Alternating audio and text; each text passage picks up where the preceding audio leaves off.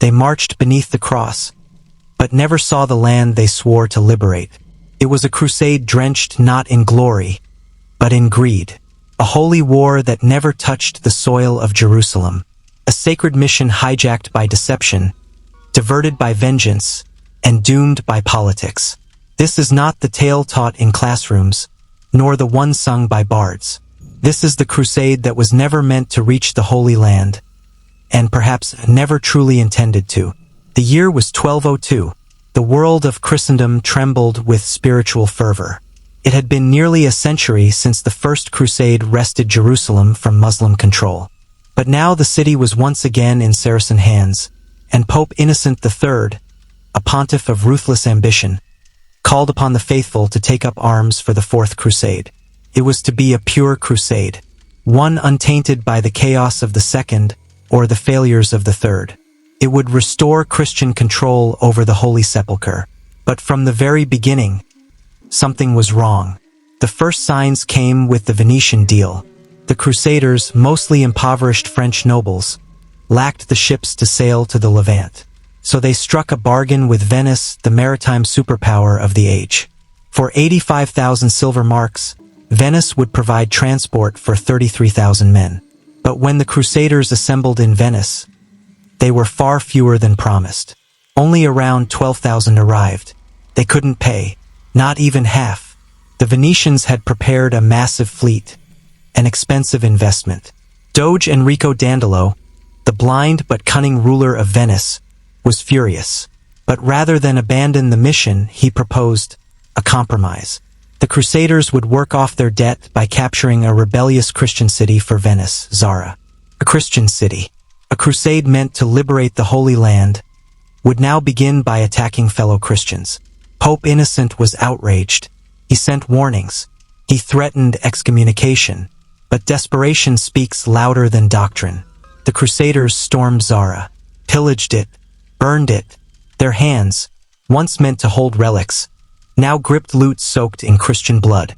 Pope Innocent, true to his word, excommunicated them all. But this crusade had only just begun to unravel. For now, a prince entered the stage, Alexios Angelos, son of the deposed Byzantine Emperor Isaac II. He made a promise the Crusaders could not resist. If they helped him reclaim his throne in Constantinople, he would reward them with silver, troops, and ships to complete their journey to Jerusalem. A shortcut, a detour, a temptation too great to ignore.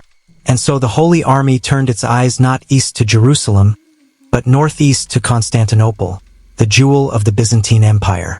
What followed was not salvation. It was seduction. For Constantinople was unlike any city they had seen. Golden domes, marble palaces, ancient churches, and endless riches. The Crusaders, many still excommunicated, gazed at the city and saw not a partner in Christ, but a prize. They installed Alexios IV as emperor, but Byzantines despised him. They hated the Latin Crusaders, and the new emperor's Western sympathies only deepened the divide. Within months, Alexios was overthrown and strangled. The Crusaders were now stranded, betrayed, and boiling with rage. And then it happened. April 1204. The armies of Christ turned their fury not on the infidel, but on the most Christian city in the world. The sack of Constantinople was unlike anything the world had seen. Churches were ransacked, altars desecrated, nuns raped, monks slaughtered, relics of saints were stolen and sold. The Hagia Sophia, a cathedral older than nations, was desecrated, its chalices used to drink wine in mockery.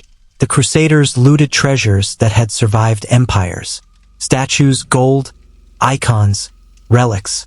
Some say the horses of St. Mark, now displayed in Venice, were dragged from the hippodrome as trophies. Others whisper of darker things taken, manuscripts, relics, secrets. By the time the fires died down, Constantinople was a bleeding corpse. The crusade was over, but Jerusalem was untouched. They never reached the Holy Land. What began as a mission for salvation ended in the betrayal of everything it claimed to defend. And yet, it didn't end there. For in the shadows of that carnage, Europe changed. The Byzantine Empire was shattered. The Orthodox and Catholic churches split deeper than ever. The Latin Empire was declared, a puppet state ruled by Western nobles, despised by the Greek population. And Venice, oh Venice, grew richer than ever before. Many historians still argue, was the detour to Constantinople a tragic accident or a calculated scheme? Did Doge Dandolo see the fall of his ancient rival as opportunity from the start? Some documents suggest Venice had always coveted the Byzantine trade routes. Others believe the Crusaders were manipulated, step by step, toward the city's gates. But one thing is certain. The Fourth Crusade is a black mark on Christian history. It turned sacred vows into political weapons. It twisted the symbol of the cross into a banner of conquest. And it shattered the myth that Crusades were ever purely about faith. And yet, we barely speak of it. We glorify the bravery of the First Crusade. We lament the failures of the Second. We mythologize Richard the Lionheart in the Third. But the Fourth? It lies buried beneath silence. A crusade too uncomfortable to celebrate, and too revealing to ignore, because it exposes a darker truth. That beneath the hymns and blessings, Crusades were not just about holy wars. They were about power, gold, influence, and when faith is wielded as a sword, it can cut deeper than any blade.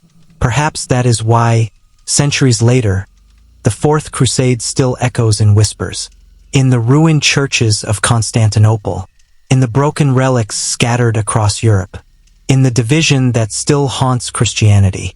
It was the crusade that never reached the Holy Land, because maybe it never truly intended to.